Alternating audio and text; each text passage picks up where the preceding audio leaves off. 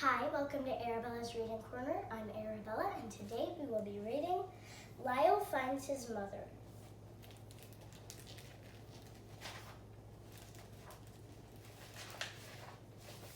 The world was changing, but if changes were taking place, Lyle the crocodile scarcely noticed. It was still the same wonderful world he loved.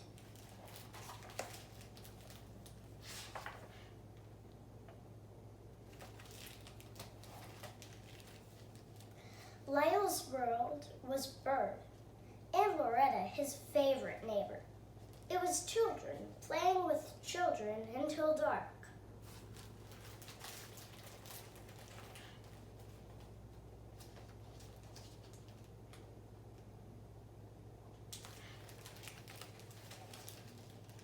Most of all, Lyle's world was the house on East 88th Street, with happy days and nights spent close to the family he loved, the Prims. But if Lyle was happy with his world, there was someone living across town who did not share his pleasure.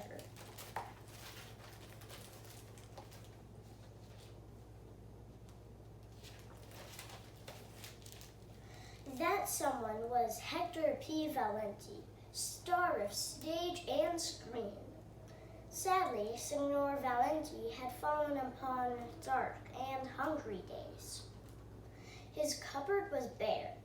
There was not a crumb in sight. Even the mice, who for so long had shared his humble life, packed up and moved one morning.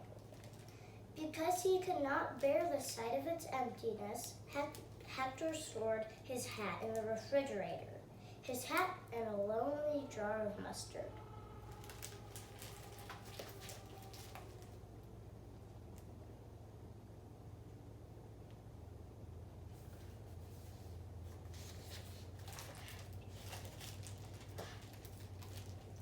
One day, he was so overcome with hunger, Hector began to imagine how delicious indeed his hat might taste, cooked to tenderness and seasoned lightly with mustard. To keep his mind off his troubles, Hector took to the streets, only to be reminded again and again of his empty stomach. Even the pigeons in the park were enjoying excellent food, magnificent health, and outrageous cheer. Oh, to be a pigeon, sighed Hector, and never know a day of want.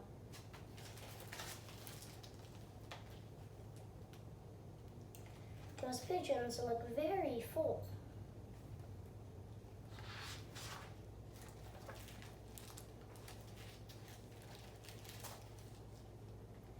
It was in the park that Hector came upon Lyle and the Prims. The sight of Lyle brought instant memories of happy days gone by, days when they were a team, performing on stages the world over. He wanted to rush up to Lyle, throw his arms around his old friend, but shame for his ragged appearance held him back. Lyle was everywhere in the park that day, riding round and round on the carousel, dancing about with a huge red balloon,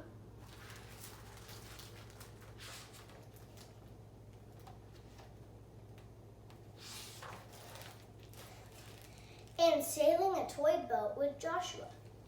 Wherever Lyle went, Hector followed at a safe distance every minute. When at last the Prims decided it was time to leave the park, Lyle waved goodbye to everyone. If only I could perform on stage with Lyle again, thought Hector. My days of need would be gone forever. But what reason could possibly make Lyle ever want to leave the Prims?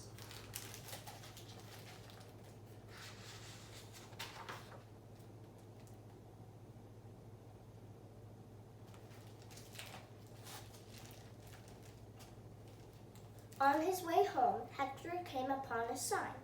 It said, "Remember Mother on Mother's Day." In a wink, he thought of a scheme to lure Lyle away from the Prims. But I can't do it, thought Hector. Not to Lyle. No, I would rather starve. Suddenly, A fresh and ferocious wave of hunger swept over him. I'll do it, he decided. The next day, a letter for Lyle arrived at the house on East 88th Street. Dear Lyle, read Miss Prim, how would you like to meet your dear, sweet mother?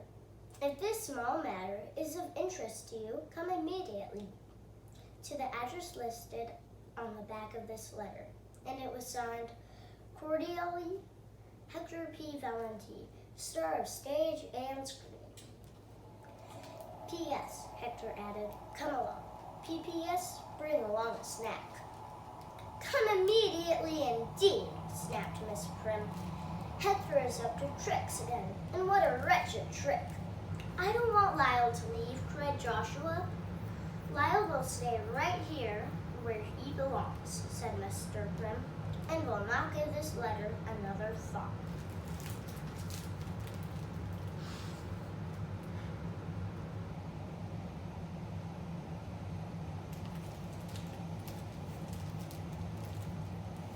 But Lyle gave it thought. He gave it lots of thought. In fact, he was astounded he had never thought about it before. I didn't know I had a mother, he whispered to himself, but I must have a mother. I'm here, aren't I? That proves I had a mother. That wasn't long before Lyle found himself trying to picture his mother. She was sort of small, he decided. She was very kind, like Miss Prim, and she was pretty, too, like Miss Prim. In fact, the more he pictured her, the more remarkably his mother looked like Miss Prim.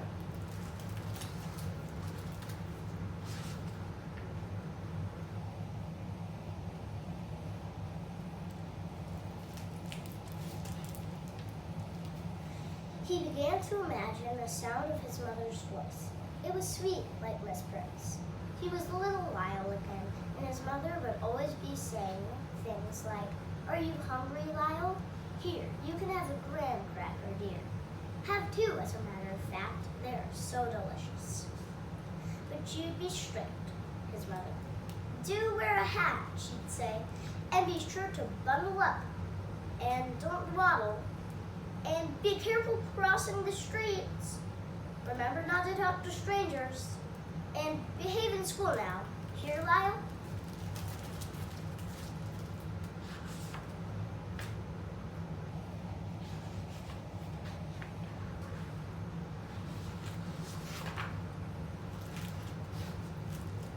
My, aren't you clever, she would always exclaim as Lyle somersaulted, did hand locks, and showed off all of his tricks for his mother.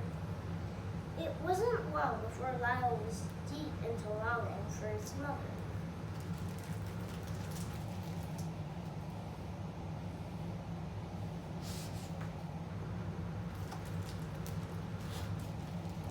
The Prims guessed what was going through Lyle's mind, and they tried desperately to distract him. Miss Prim, who was very active in politics, took Lyle along with her to campaign headquarters, where he was kept busy folding and stuffing letters into envelopes. Mr. Prim introduced Lyle to the pleasures of indoor gardening.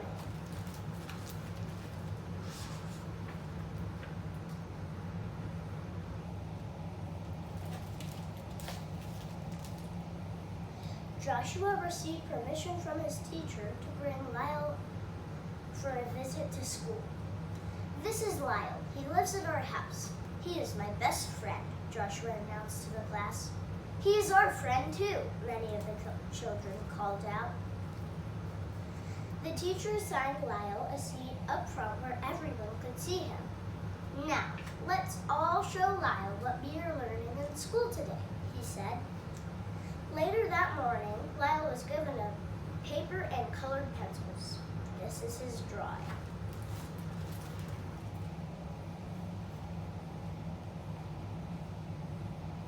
That's Lyle's drawing.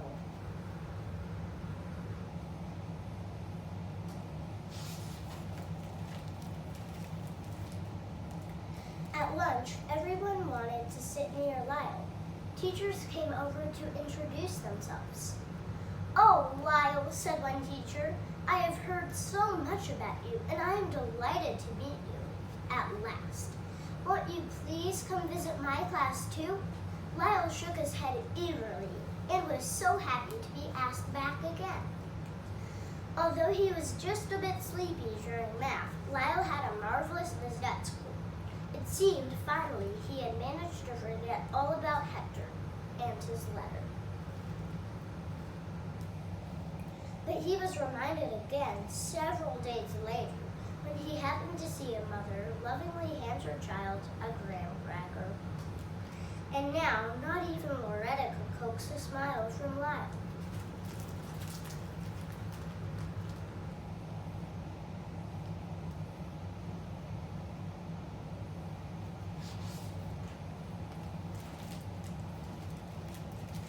Nor could Bird, nor could the Prims, though they tried desperately. In the end, with deep sorrow in their hearts, they made a difficult decision. They gave Lyle their blessings to go off in search of his mother. On the morning he was to leave, the Prims packed a gift basket for Lyle to take to his mother, if, in fact, he did find her. They packed Turkish caviar, alfalfa dumplings, dandelion greens, yogurt biscuits, rose petal jelly, branded peaches, and after-dinner mints. As a special gift, Miss Prim enclosed a locket containing Lyle's picture. The Prims then took Lyle to Hector's address, where they cried their farewells.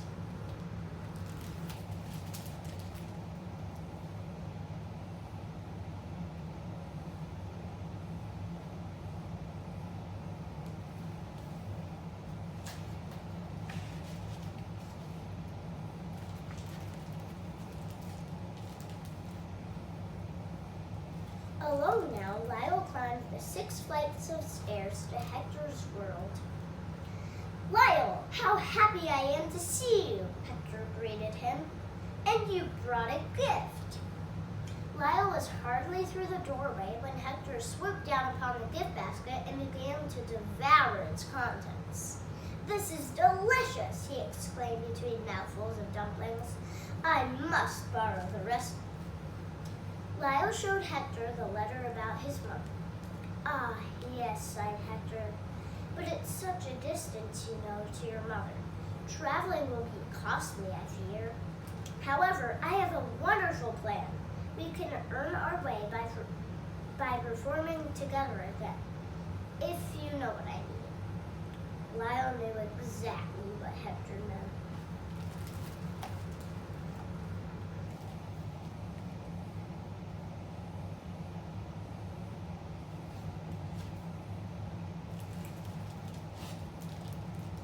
Once again, Lyle was on stage with Hector, and magically, once again, the sound of applause rang joyously in Hector's ears. Now, Hector was dressing expensively, eating handsomely.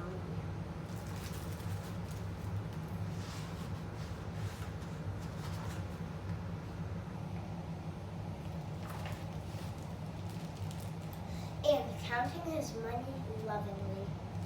Every night, Hector counted his money, and every night Lyle showed him the letter. Oh, that again, Hector would say, paying it scant attention. One night, Lyle refused to go on stage. Hector pleaded. The stagehand shoved. Very well, said Hector. I will take you to your mother, but you must perform tonight. Lyle smiled as he moved out onto the stage. At last, they began the long journey to find Lyle's mother. They traveled for days, by plane, by train, and by boat.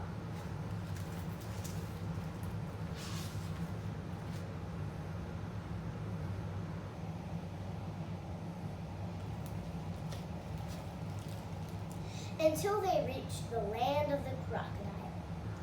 Lyle looked and looked. There was no crocodile in sight, not even a ripple on the water. How do you like that? Said Hector, all the way from East 88th Street and she's not home. Well, perhaps she's out for the day. You know how it is, Lyle. She probably keeps herself busy. No doubt she has things to do and places to go. We'll just come back another time. Maybe we'll telephone first. How's that? Lyle stared at him. I don't suppose we can telephone, can we? Said Hector. All right, said Hector. If it makes you happy, I'll call out to her. Lyle's mother! Lyle's mother! Hector's sing-song voice ran out across the water. You have a visitor! Your son, Lyle, is here. Mother dear! Suddenly, to their astonishment, the surface of the water broke, and the head of a crocodile appeared and disappeared.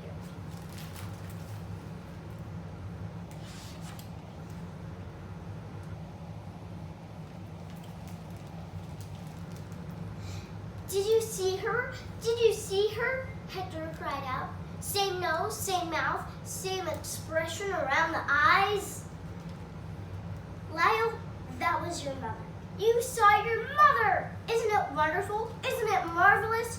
Didn't she look lovely? Well, now we can go. We had our nice little visit, and now we can go. Goodbye, Mother dear, Hector called out. Lyle looked at him with growing suspicion. Well, she could have been her mother, your mother, said Hector.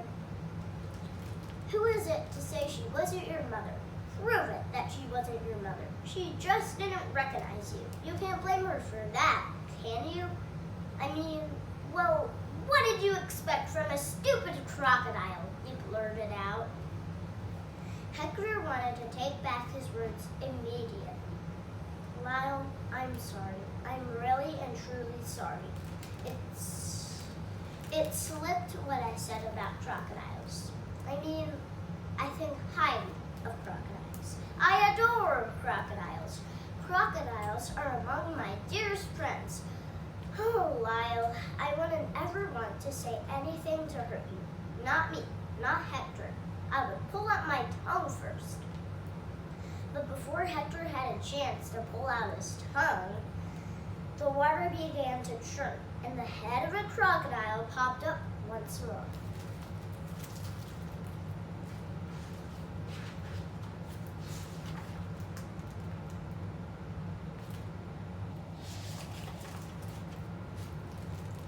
Lyle raced towards the river. Don't! You mustn't! It's dangerous! Hector cried out as Lyle plunged into the water. Hector shut his eyes. Then he opened them slowly. To his surprise, both crocodiles were at the opposite side of the river. And what is more, they appeared genuinely delighted to see each other. After a while, the two went swimming together.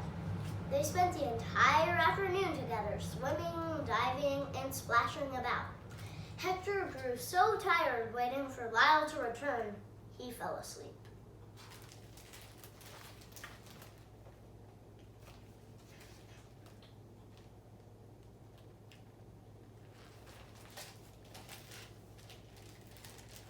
When he awakened, Lyle was standing over him. Is she? Said Hector. Is she really your mother? Lyle motioned toward the water. Out came the other crocodile, smiling gloriously as she suddenly began to perform all manner of fancy somersaults, handsprings, twirls, and leaps. Hector looked on in amazement. That's your mother, all right, said Hector.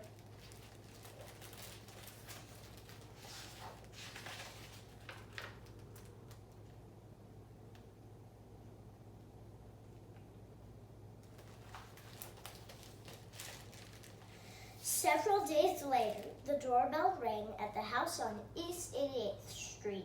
Surprise! Surprise! There stood Lyle, Hector, and a very special guest, Lyle's mother. Birds squawked. Loretta rushed in excitedly.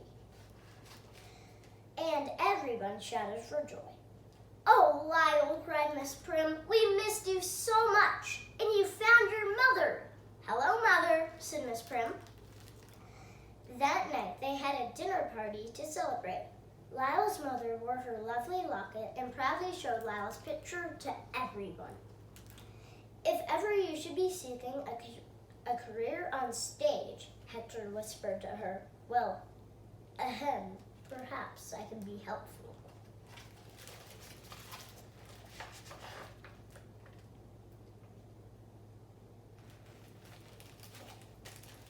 As for Lyle, his world was complete now. He was back with the Prims, and he had found his mother. She wasn't quite as he had pictured her, but then, a mother is still a mother. I hope you enjoyed this book.